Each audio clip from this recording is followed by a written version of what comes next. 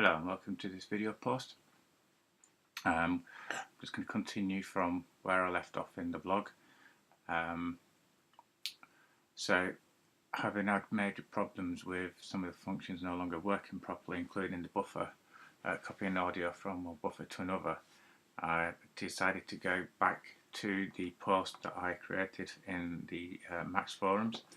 And what I did was I looked at the date of my reply, which was March the 2nd.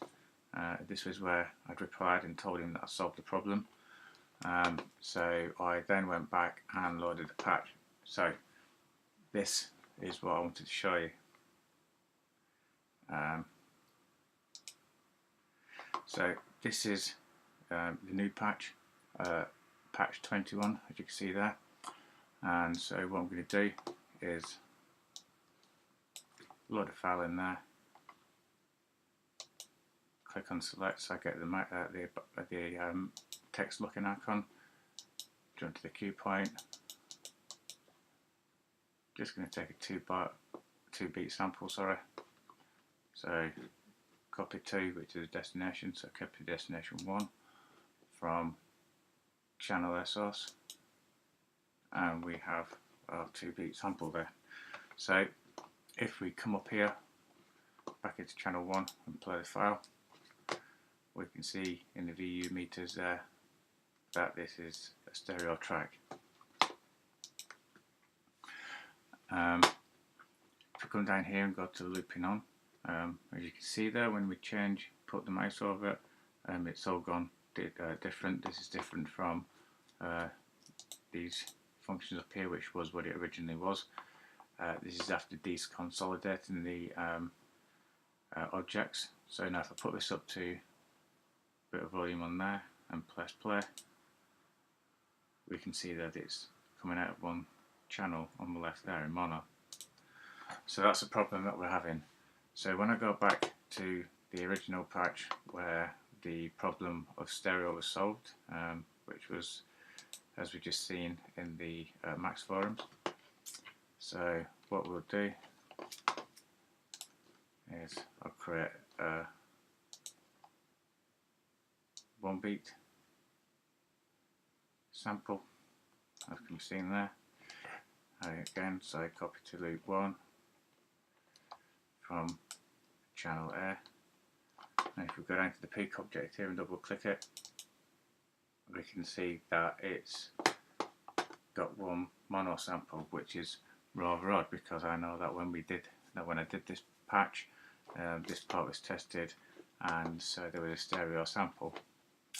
So obviously there's some kind of problem going on with the control 14. Okay, so the next thing I want to show you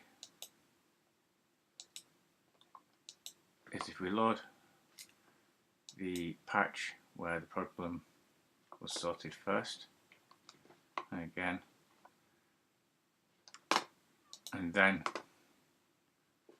we open up the new patch.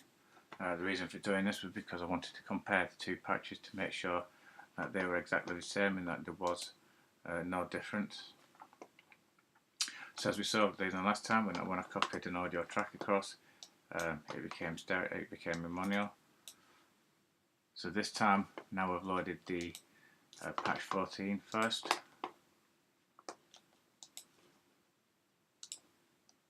We'll just get a sample. This time we'll get a 3-beat sample.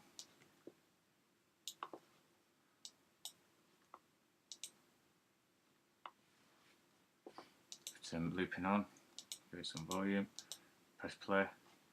We now see that it's now back to stereo copying. However, if it was just open on its own, it goes to mono copying, which is very strange behaviour as well. So the way that I then worked out was that there's obviously something going on within the software. It's not hardware or anything like that, it's actually within the patch. So I basically went through the entire patch, practically changing objects for new objects. As you can see, this is the attributes have changed, so therefore I presume that the actual objects which were being involved with the buffer copying section had also changed.